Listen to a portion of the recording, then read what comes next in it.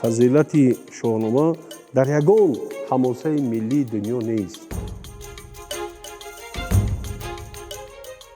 бисёр аҷиб аст, бисёр боиси ифтихор аст. аз шоҳнома ростгӯтар санаде пайдо нахоҳед кард.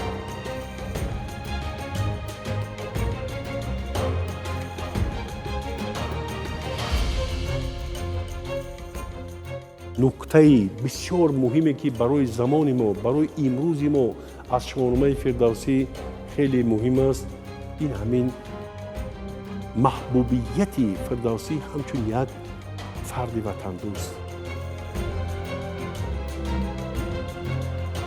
шӯҳрати ҷаҳонии шоҳномаи фирдавсӣ ҳамин аст ки санади воқеӣ, ҳам таърихӣ, ҳам адабӣ, ҳам мардумшиносӣ ё этнографӣ, ҳам фалсафиву ҳикматӣ, ҳам ахлоқӣ ва ҳам ҷаҳоншиносист.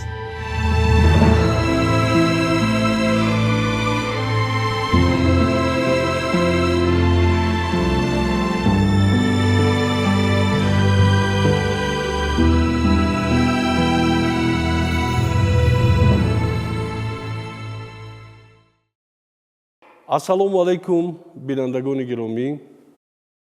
мо силсилаи барномаҳоеро оғоз мекунем ки ба шарҳу тафсири бархе масъалаҳои бунёдии шоҳномаи ҳакими тус абулқосими фирдавсӣ ихтисос доранд.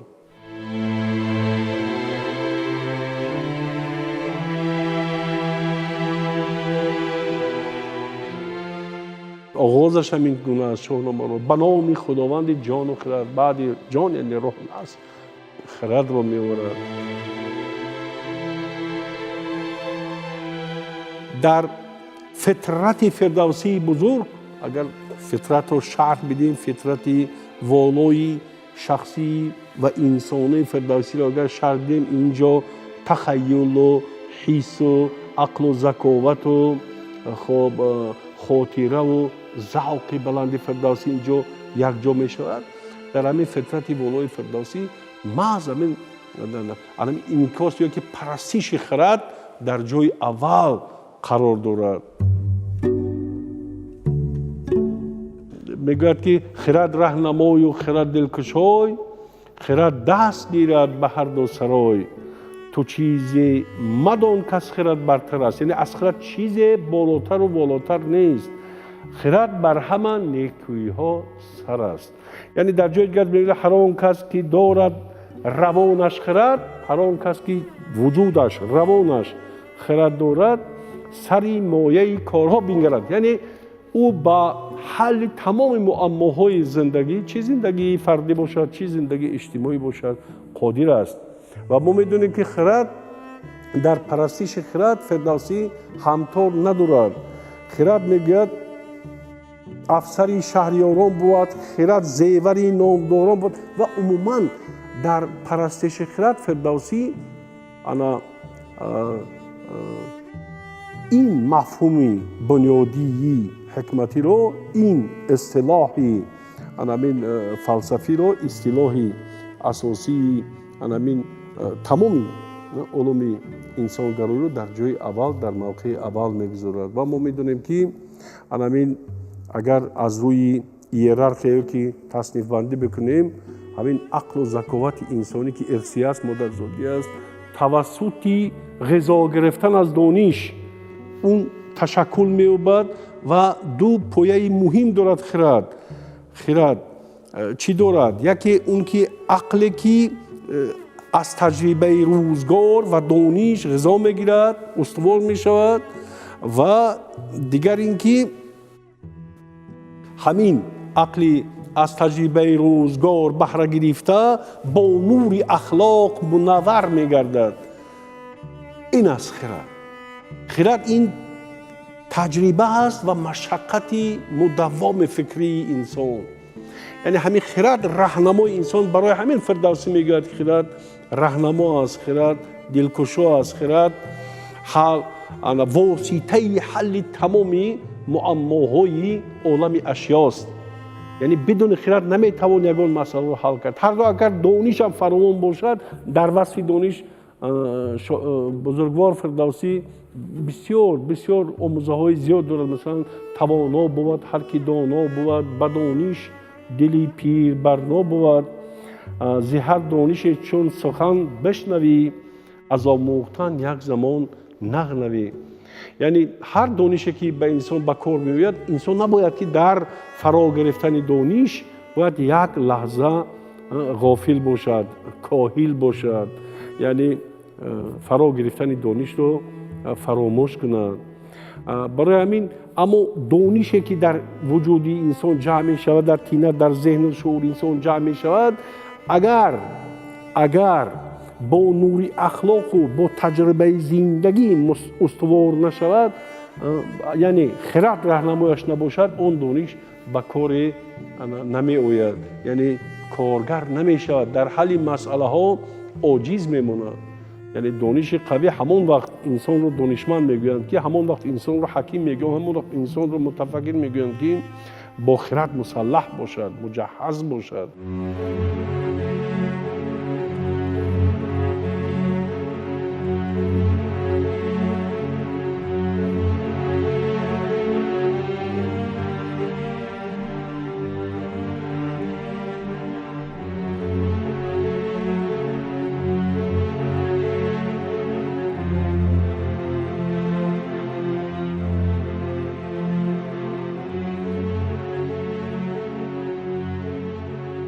یک جهت شهرت جهانی فردوسی رو از همین جهت هم معین کردن، مشخص کردن ممکن. بینید که ایده پرستش خرد در اروپا که مهد ادبیات و فرهنگ و هنر و علم بود، در عصر 18، یعنی دوره معارف پروری که میگویند، پرستش خرد بعد در همین جا در چی با وجود آمد؟ در مد نظری فیلسوفان و اهل ضیا قرار گرفت و اونها همین دیگر گون ساختن جامعه همان وقتی کشورهای گوناگون اروپا رو از همین ایده پرستش خرد آغاز کردند. با بدن فردوسی رو عصر 10 بعد 800 سال بعد همین اندیشه فردوسی در اروپا موقع پیدا کرد، ادامه یافت یا استقبال شد. یعنی پرستش انسان طبیعی و ولایت حقوقهای طبیعی انسان که در فردوسی بود، در عصر 18 در اروپا آمد. ضرورت احیای شرایط خوب، شرایط مساعد برای تربیت انسانی دارای شعور تازه. همین سه نکته مهم در شاه اثر حکیم طوس در شاهنامه فردوسی هنوز در عصر 10، هنوز در همون عصرهای در قرون وسطا، عصرهای میانه علاقه مطرح شده بودند و برای باز هم فراتر نشان دادن بزرگی و شکوه و عظمت و جاه و جلال این شاه اثر مثالهای فراوان زیاد آوردن ممکن است. شما تصور کنید که فردوسی همین در مسئله حفظ کردن همین ارزش های بنیادی ملی، همین طرز ملی زندگی اجتماعی، مناسبت هایی که در اساس تحمل و مراسا و مدارا قرار دارند، این چیزها بعد در مسئله همین توسط به کار بردن خرد انسانی حل کردن تمامی پرابلم های روزگار و دیگر مسئله ها، فردوسی همین شاهنامه فردوسی به حکم دستور است، به حکم قانون است، به حکم یک نوع کانستیتوسی است. تمام مسئله رو اونجا فردوسی بزرگ مطرح کرده است و پیش بینی کرده است که جامعه بشری اگر از روی همین صلح و صلاح اجتماعی سیاسی اگر رشد نکند، اگر دانش خرد به کار برده نشود، اگر مناسبت های اجتماعی از روی عدالت مطرح نشوند، جامعه ها با بیداد، با بی‌عدالتی، با نزاع، با مناقشه ها دچار خواهند شد و هیچگاه مثلا سعادت بشری تأمین نخواهد شد. از این نقطه نظر فردوسی مثل یک نابغه در ذهن و شعور ما نما میکند که مثلش نظیرش وجود ندارد. برای همین فردوسی را حکیم میگویند که فلسفه زندگی را در شاهنامه فردوسی از کدام پهلویی که ننگرید انعکاس کرده است و خیلی عالمانه، خیلی گسترده و خیلی فراگیر و با اساسهای علمی مطرح کرده است، حل کرده است و پیشنهاد کرده است.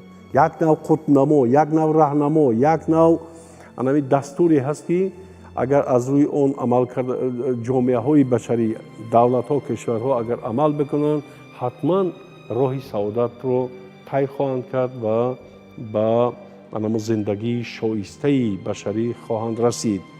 من یک موضوع رو میخوام بگویم که همین به اندازه حکیم فردوسی توسی مثلا به همون از نزاع، از مناقشه ها، از بخیردی بعضشون، از نامتناسب بودن مناسبت های اجتماعی در همین تاریخ دور و درازی همین تحول ایران زمین، رشد و ترقی ایران زمین به درجه اندوهگین می شود، به درجه مثلا با چی می آید، به یک حالتی بسیار چیزی احساسی می آید، حساسیتش بلند می شود که همین سرچشمه بدبختی ها رو یک و یک نمبر میکنه و راههای برطرف کردن این نزاع، این مناقشه و این مخالفت ها رو نیز بیان میکند. این مثلا در همین قصه بسیار تراژدی، یعنی یک گویم یک رمانی فاجعه‌ای هم هست، اما داستان رستم و سهراب مثلا از طرف پدر کشته شدنی فرزند، یا که در بزرگترین اندیشه های گومانیستی است در مثلا سرشت و رفتار و فعالیت سیاوش بیان می شود. یا اگر این طرف بنگریم، اگر نقشی زن، نقشی سازنده زن رو در مثال گردآفرید و سیندخت دیگر زنهای قهرمان در شاهنامه بیان می کند.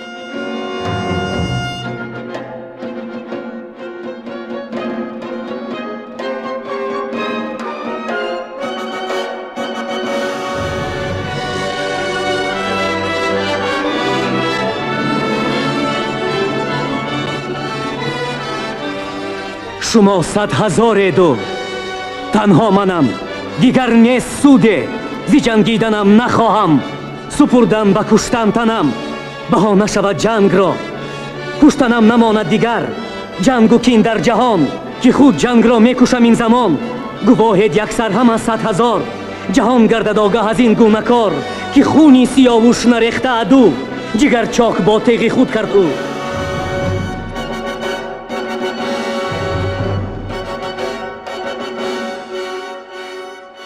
در مسئله پند و اندرز مثلا 10% همین متن شاهنامه فردوسی همه پند و اندرز است و پند و اندرز ها خیلی خشک اوریان بیان نمیشوند، گاهی بیان میشوند، اما اکثریت اون پند و اندرز ها در زمینه بیان این یا اون واقعه ها و تصویر حالت و وضعیت قهرمانان یا پرسوناژ های علاوه بیان میشوند.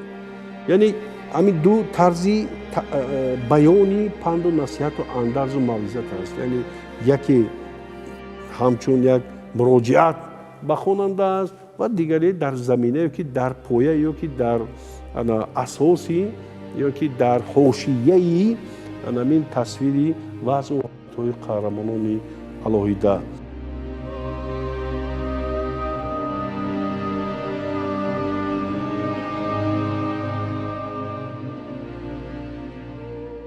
شاهنامه همچون حماسه ملی مردمان پارسیگو که ما شاهنامه رو مال معنوی خود نحسابیم و فردوسی رو همچون نابغه بزرگ خود اعتراف میکنیم و در تمام جهان سری بلند ما از همین شاهنامه بیزوال فردوسی است افتخار میکنیم. البته یک مثال میگم که باز هم همین گفته من ثابت شود که مثلا همین مسئولیت انسان در نزد دولت و مسئولیت دولت در نزد شخصای علایده فردای علایده هنوز در همون داستان جمشید، یعنی در همون قصه جمشید که اون رو اساطیری هم میگم همونجا بیان شده است. مثلا تصور کنید که در شاهیگری جمشید همین گونه یک مناسبت ها به درجه رسیده بودند که شخص فردی علایده نزد دولت مسئول بود و دولت در برابر خود برای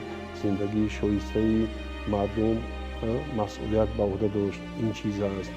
بعدا همین توسط انعکاسی بدیعی همین شایگری انوشیروان فرض کردیم. انوشیروان عادل چرا عادل است؟ چرا این در اصلاحات مالی که انوشیروان کرد چگونه مثلا همین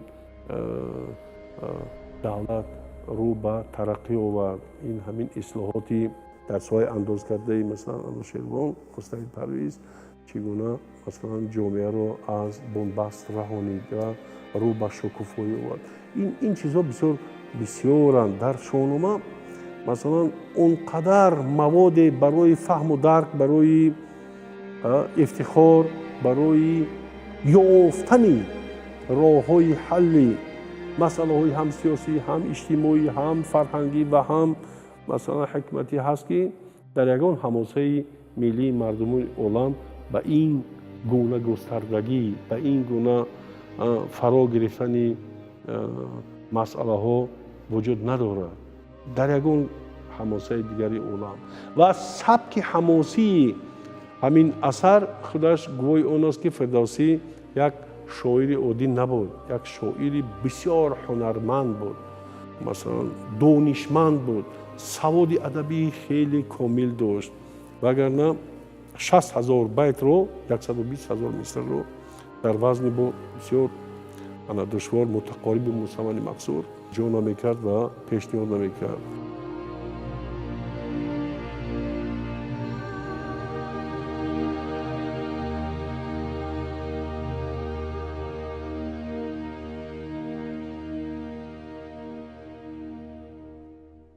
نکته بسیار مهمی که برای زمان ما، برای امروز ما از شاهنامه فردوسی خیلی مهم است، این همین محبوبیت فردوسی همچون یک فرد وطن دوست. همین نکته رو ساتیم اولوزاده در رمان فردوسی که سال 1986 حتی در خارجه کتابی سال اعلان شد و این اثر چون شرح حال فردوسی رو فرا میگیرد خیلی نازک بیان شده است. فردوسی رو تصویر میکند که به تیسفون میرود و در اونجا در ساحل چپی دریای دجله اونجا با منظرهای حزن‌انگیز دچار میشود. باششگاه شاهان اشکانی، یک طرف سعد وقاص عرب که برای استیلای سرزمین آمده است، از طرف دیگر او یاد کاوه میکنند. سپاه ایران را با رستم هرمز و فراخزاد در رویاروی اردویی سعد وقاص تصور میکنند.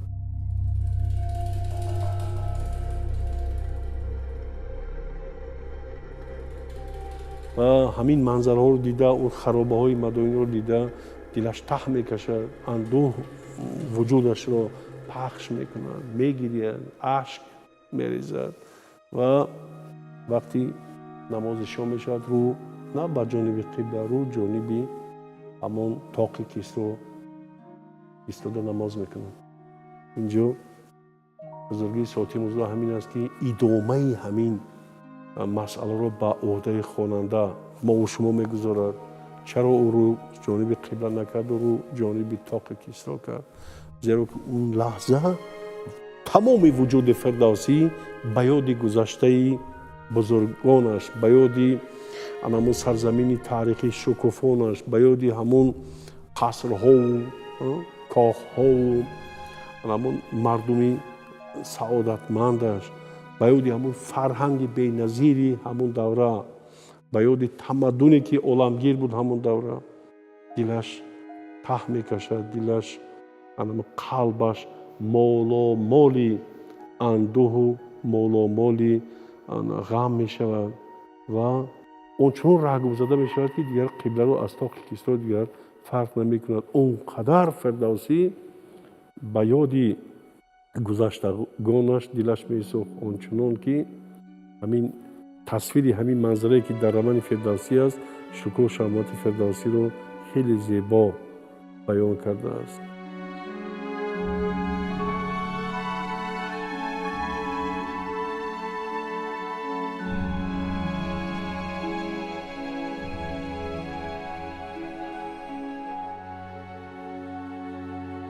албатта дар масъалаи шӯҳрати ҷаҳонии шоҳномаи безаводи фирдавсӣ соатҳо ҳарф задан мумкин аст. мо танҳо дахл кардем ба баъзе масъалаҳое ки фирдавсии бузург дар ҳамин шоҳнома баён кардааст. ин муқаддимаи гуфтори мо дар масъалаи инъикоси баъзе масъалаҳои шоҳномаи фирдавсӣ буд.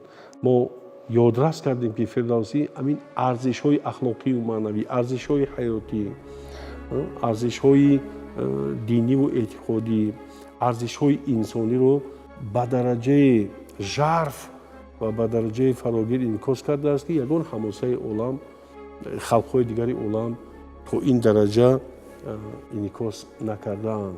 на дар масалан ҳамосаҳое ки хеле машҳуру маъруфу хеле қимати баланди ҳам эстетикиву бадииву адабиву аз нигоҳи ҷаҳон фаҳмӣ хеле мӯътабар ҳастанд, чи англосаксониҳо, чи олмониҳо, чи масалан халқҳои туркнажоду чи масалан халқҳои аврупо, масалан франсавиҳо, масалан фарз кунем достони Роланд аз франсавиҳо, достони Беовулф англосаксониҳо, достони Сидиман испаниҳо, достони клавипоиди карлафинҳо ва ғайраҳо ҳоказо. Ба ин дараҷа нест.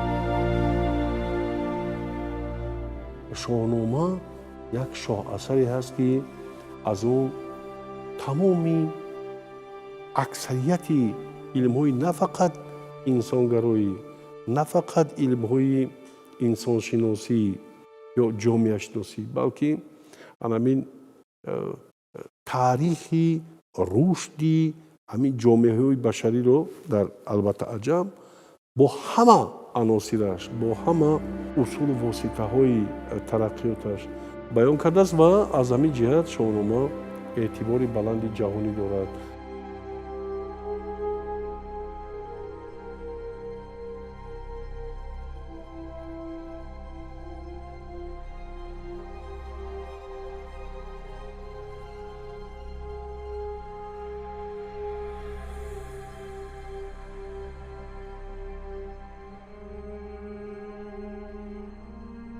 муҳаммад исломӣ нудушан мегӯяд ки агар мо хоҳем ки аз таърихи аҷам маълумоти иттилоъе бигирем, аз шоҳнома дида санади ростгӯтар пайдо нахоҳем кард. ин бисёр як ҷумлаи зебост ва ҷумлаи пурмуҳтавост ва фирдавсӣ худашам мегӯяд ки дар як қисмати шоҳнома ки ту инро дуруғу фасона мадон, ба як сон равиш дар замона мадон, аз ӯ ҳарчи андар хӯрад бо хирад вагар бар раҳи рамз маънӣ барад.